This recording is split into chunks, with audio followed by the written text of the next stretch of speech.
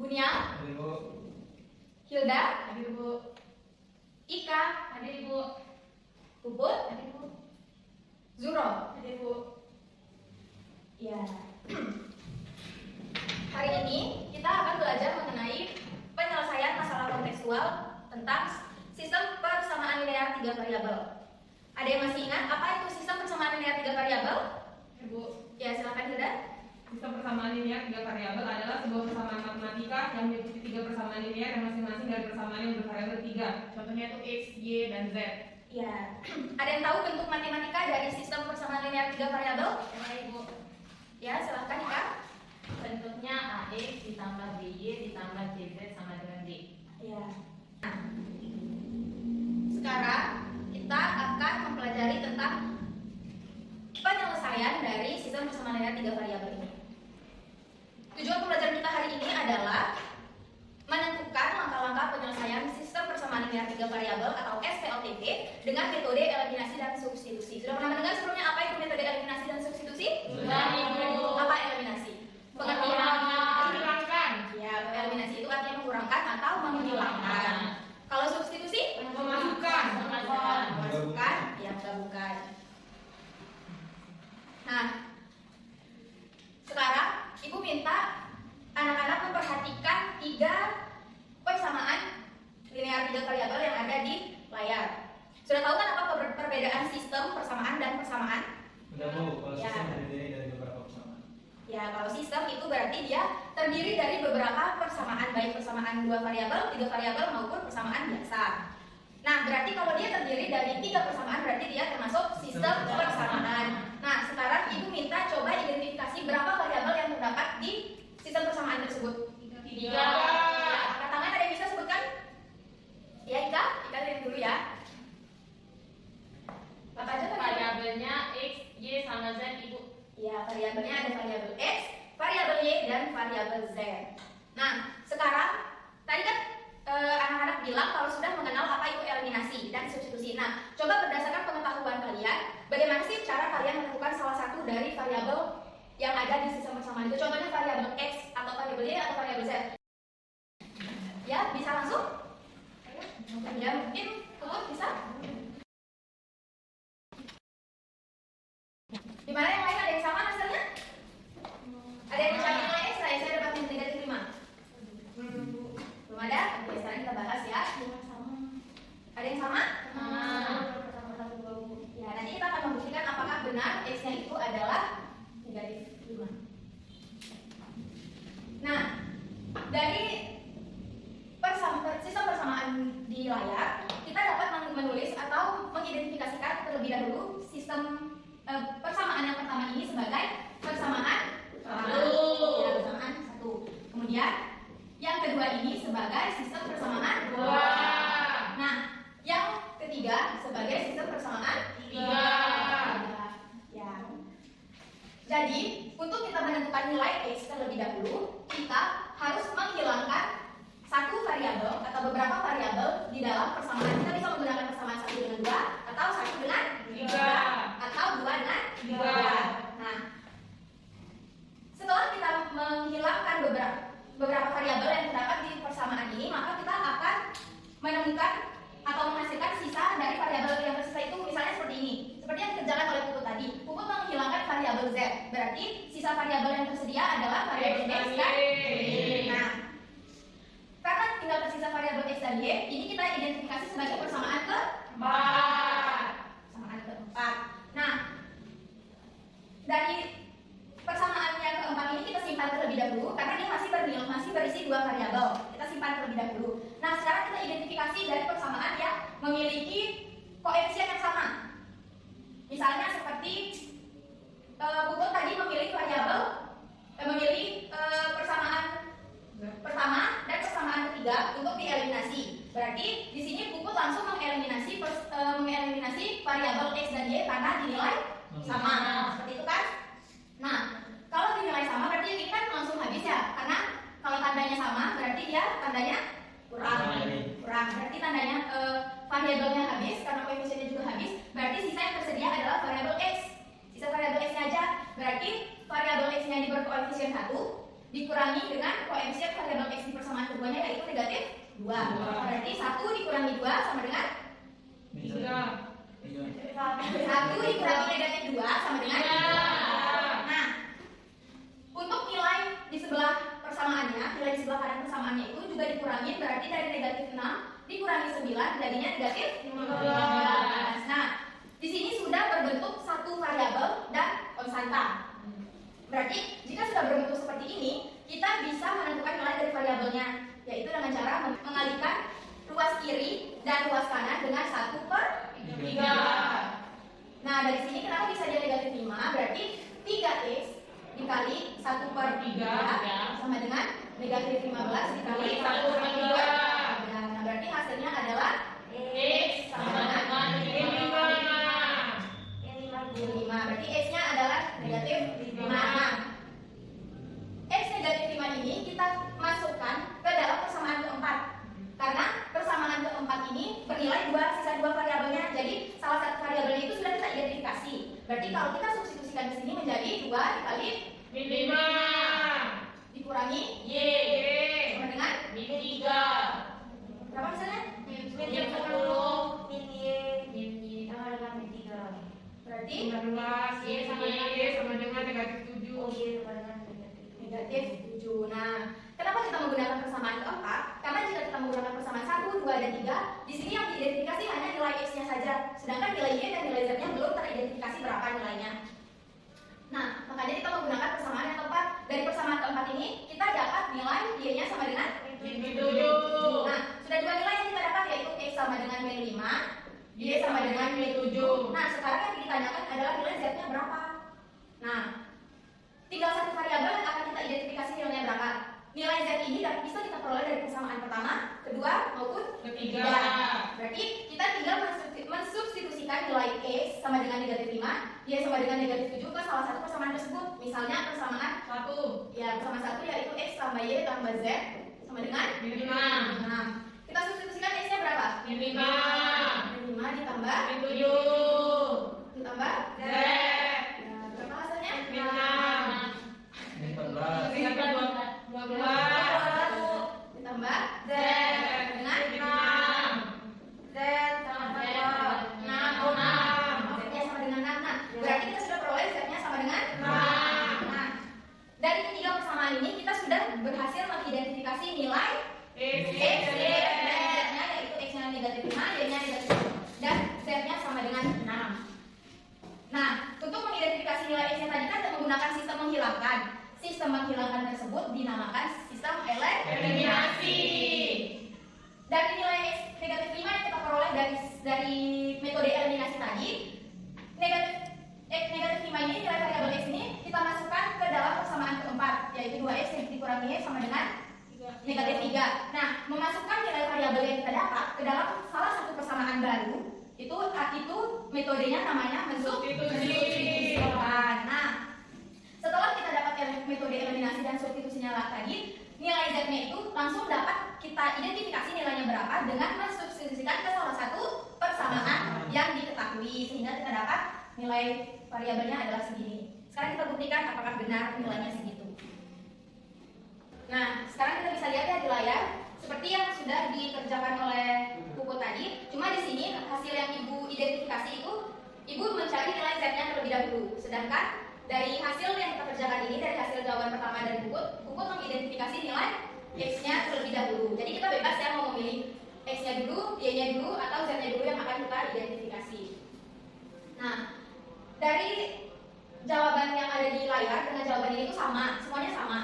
Cuma cara pengerjaannya itu yang memulai dari variabel mana yang akan kita tentukan terlebih dahulu itu saja bedanya. Jadi itu bebas ya, bebas nanti kalian mau menentukan variabel yang mana kalian mau dahulukan terlebih dahulu, kalian bebas. Nah, dari hasil ini dan hasil di layar itu, ini menggunakan metode campuran atau metode gabungan dari eliminasi dan substitusi. Jadi di sini kita menggunakan yang pertama menggunakan eliminasi, kemudian setelah menemukan hasil dari eliminasi kita mensubstitusikan ke nilai yang atau persamaan yang sama baru yang kita identifikasi terlebih dahulu. Nah, dari sini apakah ada yang ingin ditanyakan? Belum ada. Ya, silakan. Dari mana kita tahu kalau nilai variabel x, y, dan z-nya bernilai benar? Oh ya, bagus ya pertanyaannya. Jadi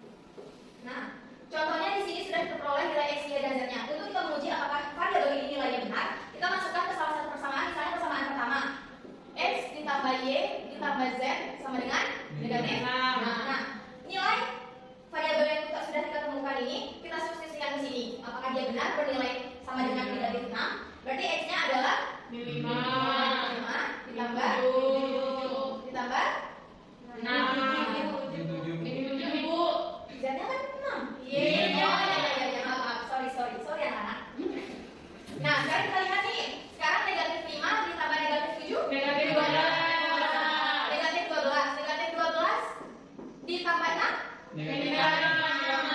Negatif. Nah, nilai ini sama dengan nilai yang sudah diidentifikasi sebelumnya. Di saat nilai variabel x, y, dan z ini belum diketahui, kita belum tahu nilainya berapa, tapi kita sudah tahu kalau penjumlahan dari tiga variabel ini adalah negatif. Nah, setelah kita uji berdasarkan nilai x, y, dan z yang kita temui sebelumnya, kita substitusikan dan akhirnya mendapatkan nilai yang sama yaitu negatif. Nah, jadi kita mengujinya itu nggak harus di persamaan yang pertama, kita bisa uji di persamaan yang kedua ataupun persamaan yang Ketiga.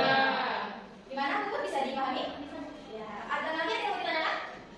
Tidak ada, Bu. Tidak ada Ibu. Oke, kalau tidak ada kita lanjut ya. Kita sudah mengetahui atau mengerjakan secara manual menentukan nilai variabel tersebut. Sekarang, jadi apakah ada yang bisa menyimpulkan apa itu metode eliminasi? Ya, silakan. Metode eliminasi adalah metode untuk menghilangkan salah satu variabel untuk menemukan nilai dari variabel yang lain. Kalau berdasarkan kalimat, langkah-langkah untuk kita menentukan variabel ini yang pertama yang harus kita lakukan apa? Ya, Yang pertama kita lihat dulu di antara persamaannya mana yang koefisien variabelnya sama. Setelah itu kita kurangin atau kita jumlahkan ya supaya mudah. ya kita kurangkan atau kita jumlahkan berdasarkan tanda dari operasi persamaannya itu. Nah, yang kedua ini bisa, yang kedua siapa? Ya, silakan Zuhro. Yang kedua, jika tidak ada koefisiennya yang sama, misalkan kayak di persamaan 1 dan 2 yang tadi, itu kita kalikan koefisiennya itu dengan konstanta yang bernilai sama. Kemudian selanjutnya nomor 3. Saya Ibu, Ya, silakan. kita ulangi lagi persamaan yang pertama sama kedua dari persamaan pasangan yang lain Ibu. Terus kita kurangi atau kita jumlahin biar variabelnya sama-sama hasil dari persamaan sebelumnya.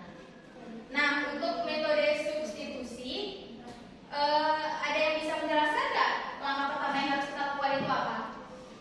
Saya Bu, metode substitusi adalah metode dengan cara menggabungkan atau memasukkan nilai yang sudah didapatkan ke dalam persamaannya di persamaan saja. Yang pertama kita harus tentukan dulu, misal diberikan 3 persamaan. Nah, dari 3 persamaan itu nanti kita tentukan persamaan mana yang paling sederhana.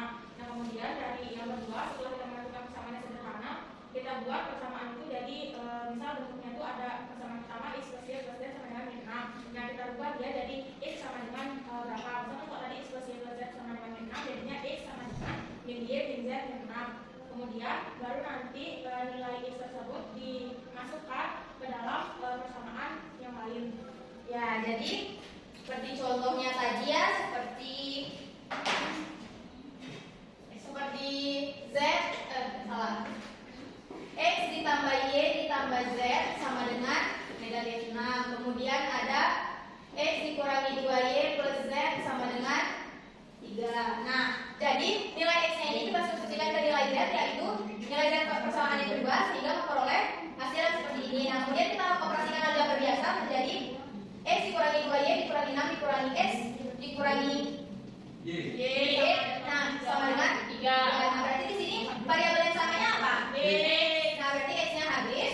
Berarti sisanya Min 3y yang 6 min 3y sama dengan 9. 9 aja 9. Berarti y-nya sama dengan Min 3. Nah, kalau sudah dapat nilai y-nya ini tinggal kita substitusikan ke persamaan. Begitupun seterusnya sehingga akan memperoleh satu nilai variabel yang akan kita substitusikan kembali untuk menentukan nilai variabel-variabel yang lainnya. Nah, ini dia langkah-langkahnya ya. Langkah-langkahnya, mohon maaf, di situ ada typo. Ini langkah-langkahnya. Kemudian kalau diuraikan ke dalam contoh soal menjadi seperti ini. Nah, metode campuran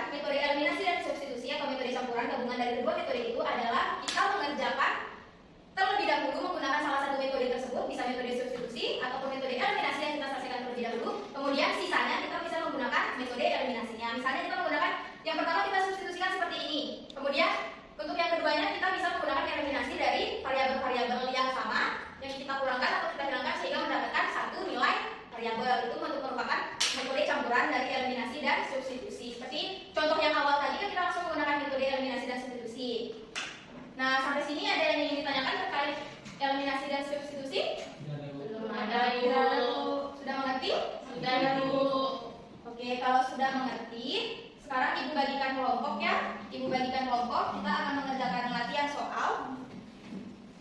Ibu mau kelompoknya ada 2, satu kelompok itu 3 orang. Berarti Ibu bagikan ya.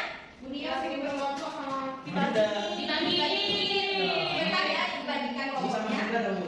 Ya Bu. Yang pertama itu, Hilda sama saya, Bu. yang pertama itu Bunial, Hilda. Hilda dan Puput, kedua kelompoknya Bunial. Oh, iya. Kemudian yang ke kelompok 2 itu ada Arifah, ada Ika dan Zuhro. Ketua kelompoknya Arifah. Semangat. Boleh terlalu pintar. Ini Bu, saya ini. Ya, ini LKPD-nya dikerjakan dalam waktu 30 menit. Dikerjakan dengan baik. Ya. Tunggu sebentar ya. Jadi sebelum mengerjakan LKPD-nya, nama kelompoknya ditulis terlebih dahulu, kemudian membaca petunjuk dari pengerjaan LKPD tersebut. Tujuan dari LKPD itu adalah menentukan penyelesaian dari masalah kontekstual yang berhubungan dengan SPLTP. Jadi setelah dibaca petunjuknya terlebih dahulu, ditulis nama kelompok dan dikerjakan dalam waktu 30 menit dimulai dari sekarang.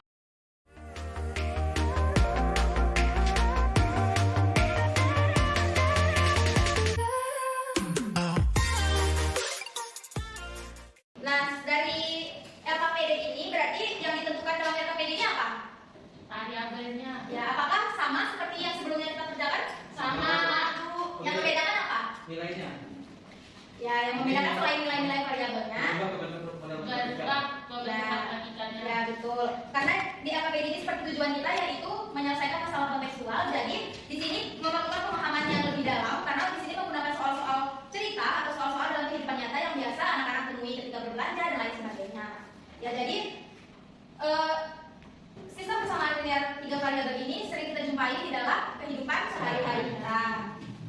Nah, dari LKPD dan penjelasan sebelumnya ada yang ingin ditanyakan? Tidak apa, tidak ada.